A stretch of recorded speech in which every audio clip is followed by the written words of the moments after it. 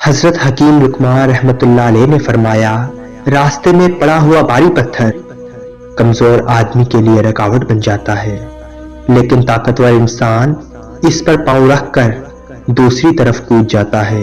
گویا محنت پسند لوگوں کے لیے تمام مشکلات آسان ہوتی ہیں۔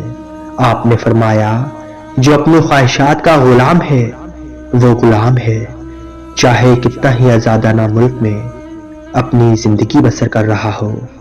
حضرت حکیم لقمان نے فرمایا، دریا کو عبور کرنا مردانگی کا کام ہے، ورنہ اس کے بہاؤ کے ساتھ تو مردہ لاش بھی بہہ چلی جاتی ہے۔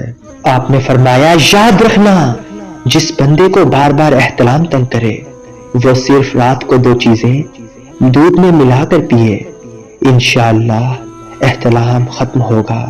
پوچھنے والے نے پوچھا، حضرت کون سی چیزیں؟ تو آپ نے فرمایا، مصری اور اسم گول دودھ میں ملا کر پیو، انشاءاللہ احتلام ختم ہوگا۔